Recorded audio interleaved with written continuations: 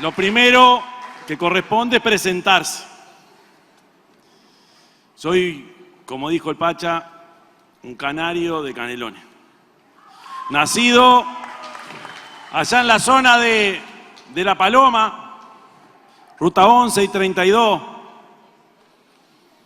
Y a los 5 años nos fuimos para el pueblo, como decimos allá. Como buen canario de Canelones me comprometo a comerme menos heces. Ahí me crié, fui a una escuela pública y el bebe y la beba, que eran mis viejos, tenían un almacén cerquita de la escuela. Pasa el tiempo y seguí con la educación pública, fui un privilegiado porque me podían pagar el abono.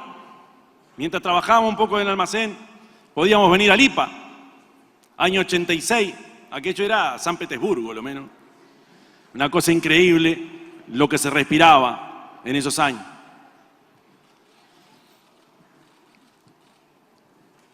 En esos años también empezamos a militar, porque se abrían las puertas, estábamos en el liceo, aquello era algo de verdad increíble.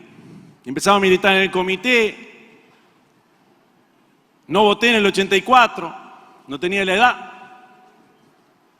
En el 89 acompañé a los compañeros de la vertiente. En el 90, una barra de compañeros armaron una agrupación del MVP. Y de ese año hasta ahora, estamos militando en esta casa. Pasa el tiempo y puedo decir que tengo una familia maravillosa.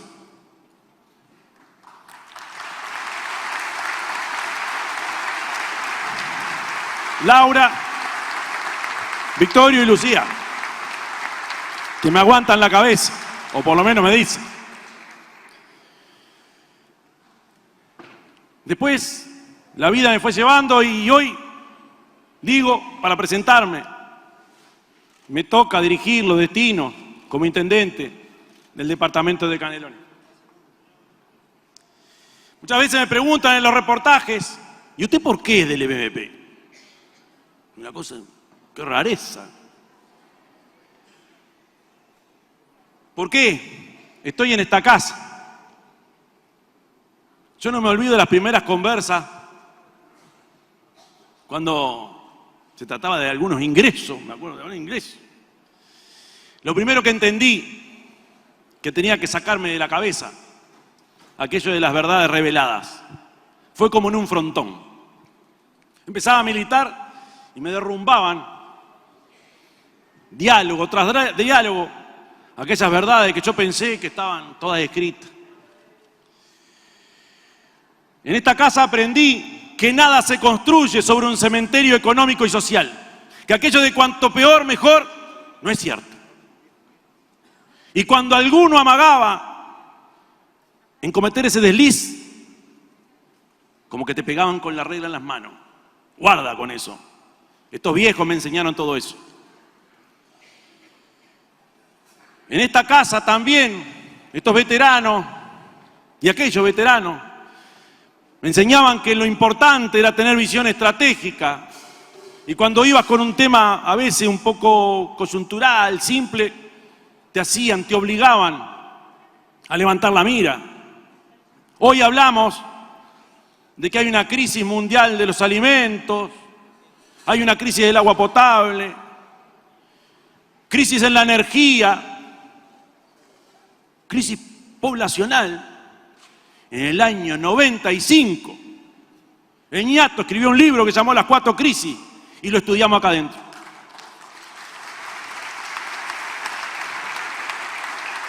'94, '95.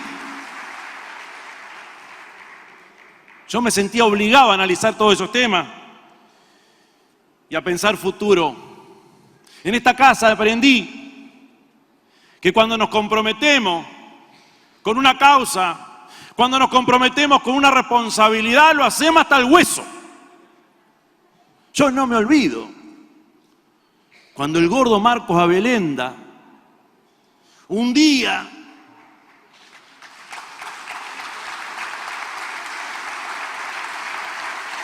Un día el gordo fue, creo que el ministro era Hierro López, fue a condecorar unos policías. ¡Ay, nosotros cómo nos pusimos! ¡Shh! Me dijeron. Eso lo tenemos que estudiar y analizar bien. Y eso de comprometernos con ese nivel de responsabilidad, después lo vimos en los hechos, cuando el bicho tuvo que hacer frente a esa repartición que sin duda no es nada simpática.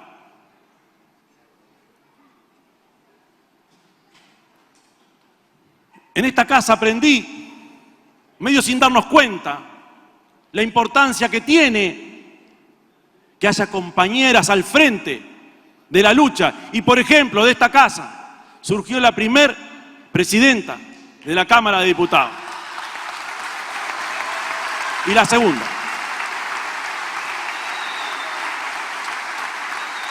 Con el tiempo, los compañeros y las compañeras fundamentalmente me explicaron y me convencieron que también había que dar algún paso más. E incluso algunas cosas arreglarlas porque si no, no salían. Pero lo mamé de chico. Porque además leíamos mucho la historia de las compañeras que le habían pasado feo. Conocimos en esta casa a la gran Raquel, que con esa sonrisa y ese vozarrón nos recibía en la puerta del MVP. Para preguntarnos cómo estábamos. Cuando atrás de esa compañera o en esa historia se escondían peripecias maravillosas. Entendí, gracias a algunos compañeros que acá están presentes, la importancia del sector productivo, de la ruralidad. Y aquellas charlas con el flaco Agassi, una cosa, era un mundo que se nos abría. O cuando me toca a veces ir a hablar con el Pepe de temas políticos, me sale hablando del paspalum y otros pastos, para que entendamos la importancia que tiene cada palmo del territorio. Y no me olvido que el gran Bebe arrancó para el interior cuando él pensaba que la acumulación estaba en cada rincón de los trabajadores y trabajadoras rurales.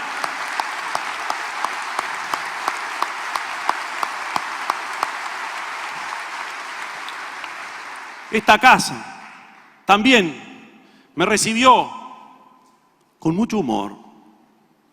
Y le pido a los más veteranos, capaz, cada vez que teníamos un encuentro, un campamento con el viejo Julio, lo primero que hacía era hacernos 4 o 5 cuentos para que nos riéramos y nos descontracturáramos, porque después venían las que duelen. Y me acuerdo que nos reíamos más de la risa de él que del contenido del chiste. Porque capaz que uno se imagina que las cosas que él te iba a contar eran peripecias tristes. No, no, no. Tengo un chiste, decía, en el medio de una discusión seria. Ese sentido del humor, y recién nombré a Raquel. El Pepe Martínez, me acuerdo que también tenía eso. Te recibía muerto de risa. Después vos leías la historia de cada uno de esos compañeros. La pucha. Si valdrá la pena vivir y si valdrá la pena sentirnos acompañados de esos monstruos sobre cuyos hombros seguimos caminando. Acá también aprendí el sentido de la amplitud y por qué y cómo debíamos crecer.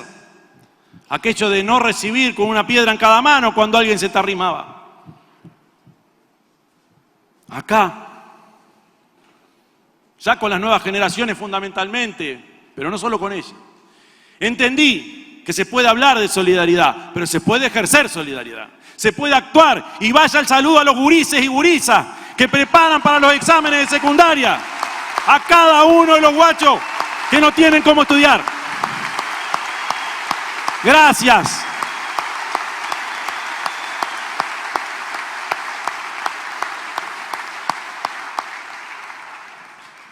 Y en esta casa también aprendí mucho de frente amplismo.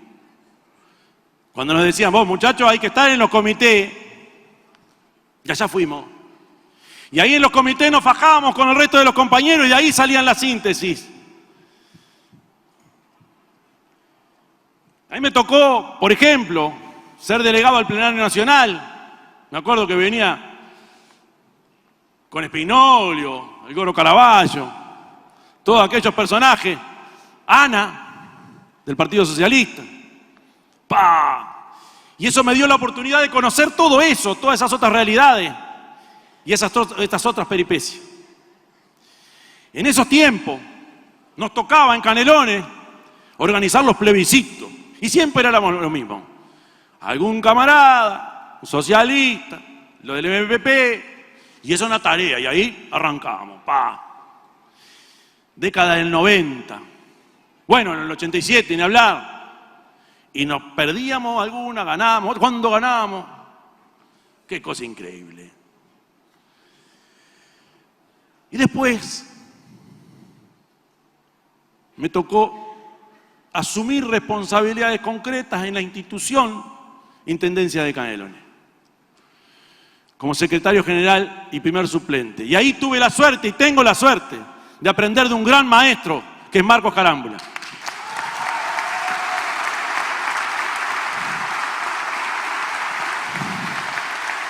Compañero del alma, con quien aprendí a conocer a Sereñi, con quien aprendí a conocer las historias del propio Partido Comunista y con quien aprendí, de la misma forma que el Pepe, a serenarme cuando me pasaba revoluciones. No me olvido y lo digo, cuando asumió Marcos, yo era secretario general, me llevaba por aquellas juntas locales y un día me dice, arrancá vos a hablar. Y después cuando vuelvo me dice, mirá que dentro de 10 años te toca a vos. ¿Nos damos cuenta de eso? Tuvo 10 años machacando y machacando para que no solo yo, sino otros compañeros aprendiéramos y nos formáramos para llegar a donde muchos de nosotros llegamos.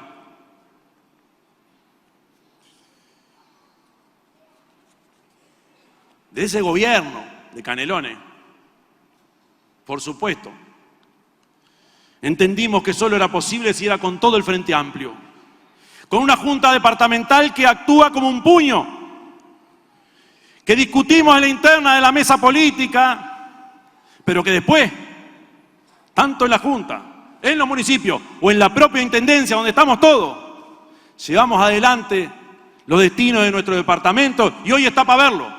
No es solo obra del intendente, sino que es de una fuerza política que toda junta ha sabido cómo articular y demostrar en la cancha que la unidad no es solo una consigna. En ese gobierno de Canelones aprendimos que no podemos tenerle miedo a la participación. Y municipalizamos todo el departamento. Hoy son 30, los municipios van a ser 32 al próximo periodo. Porque es una forma de involucrar en el territorio la acción concreta e incluso articular con quienes no son de nuestra fuerza política. Y entendimos desde ese gobierno de Canelones, y entendí y aprendí que tenemos que gobernar para todos, incluso allí donde nosotros no ganamos y los municipios son de otro signo. Hoy nos enfrentamos a un gran desafío, capaz que nuevo, sí, nuevo, que es sacar a este gobierno de donde está.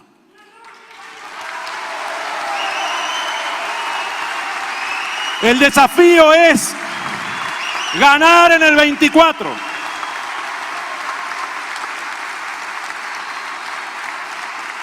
¿Por qué? Porque tenemos mucho dolor. Porque nos duele lo que vemos. Solo hace falta caminar por nuestras calles, por todo el país. Nos duele que haya gente que quede rezagada. Entendí perfectamente el concepto ese de los Maya Oro. Porque quien entiende algo de ciclismo, queda claro que también se puede ganar por equipo. Y eso no corre. porque esto es una carrera, eso es filosófico. Y el rezagado, que se embrome, ni camión para ello hay. Ese concepto que está tan instalado hay que analizarlo desde ese ejemplo del deporte. Y esa acción concreta genera que nuestra gurizada se siga yendo, que haya vuelto a irse cuando había sido una realidad que la veíamos lejana, o que hoy pobreza e infancia son casi parte de una misma realidad, o son parte de esa misma realidad, o que hoy veamos cómo nuestra gurizada se hace pedazo con la pasta base o la violencia y parece que nada importara. Es anuncio tras anuncio de lo que se va a anunciar. Por eso es necesario, por eso es imprescindible volver a ser gobierno. Es la tarea número 1. ¿Y el cómo? ¿Cómo llegamos? Dicen que es fácil, yo creo que no.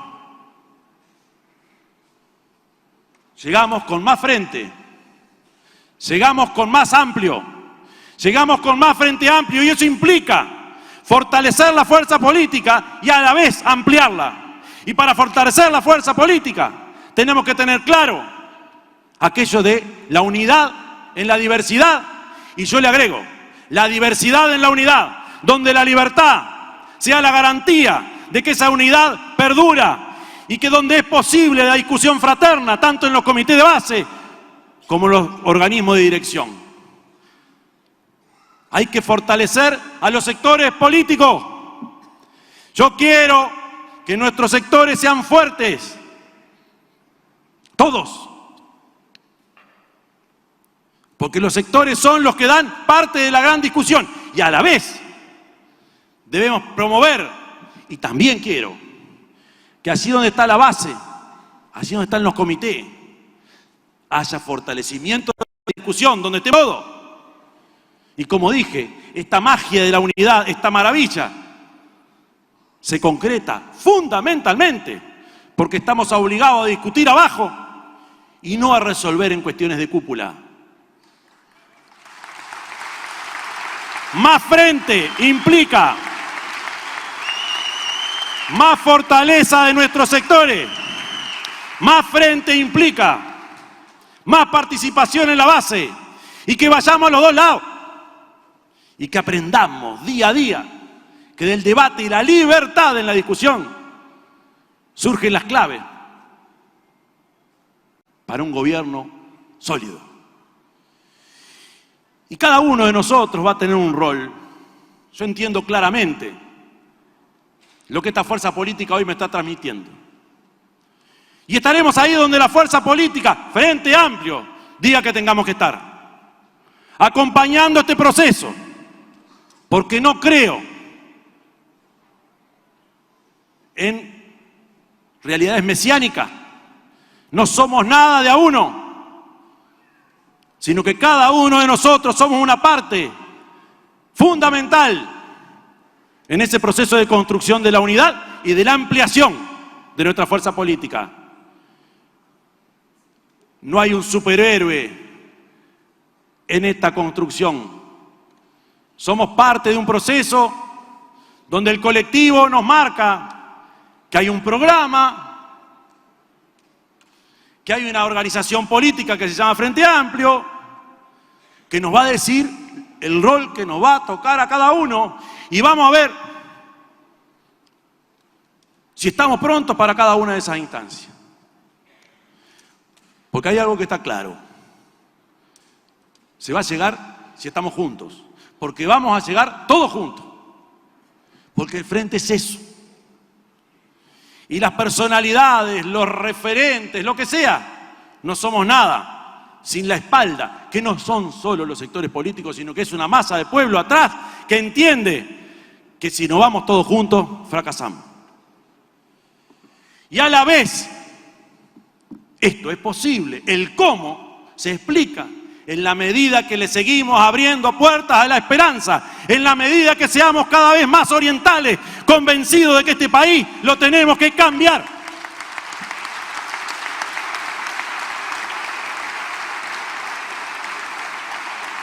Hay que abrir las tranqueras porque hay gente que todavía está afuera. Es posible y vale la pena. Año 84, 19 de marzo, el general Sereñi nos da un mensaje clarísimo que yo puse en un tuit.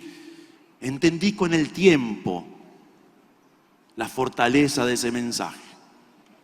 Un día como hoy, un 19 de marzo, el general Sereñi explicaba para qué estaba al frente y cuál era la línea, o por lo menos la pincelada gruesa de hacia dónde teníamos que ir.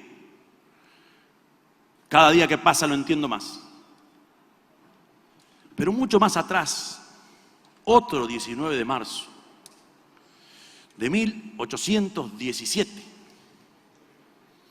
en mi ciudad, la villa de los Guadalupe, de los Canelones, estaba desierta. No había un alma. Se habían ido todas y todos. Porque fueron en la resistencia a Paso Cuello. Y ahí se libró un 19 de marzo la batalla del Paso Cuello. ¿Qué fue eso? Cuando algunos, Artigas hablaba de malos europeos y peores americanos, algunos peores americanos de acá salían como locos a entregarle la llave a Lecor, que no era ningún bebé de pecho. Veamos lo que era Lecor, que entraba con 12.000 hombres al país, al territorio. Acá, en la villa de los Guadalupe, había disparado la conducción artiguista. Y por allá por Toledo, acá hay gente de Toledo, por allá por Toledo estaba Juan Antonio Lavalleja con unos 500 hombres, 400. Y cuando llega Lecor, a la villa de los Guadalupe habían rajado todo, y todas. Las mujeres llevándose a los niños, a los ancianos y a los animales. Haciendo una estrategia de guerra de guerrilla para restarle fuerza al invasor. Ese 19 de marzo se enfrentaron unos 2.000, 3.000 soldados preparados en Europa, 5 cañones contra unos 400 compatriotas orientales de la villa de los Guadalupe, cubriendo para que la gente pudiera resolver la disparada, dejando vacía la actual ciudad de Canelones.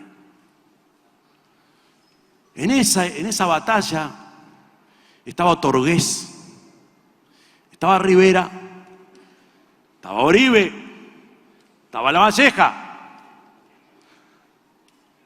estaba el hermano Artigas y dirigía Barreiro, estaba Joaquín Suárez. Vean, si eso no era orientalidad, también estaba García de Zúñiga, pero bueno, todo aguantando el temporal y bancando la resistencia en el peor momento de nuestra historia.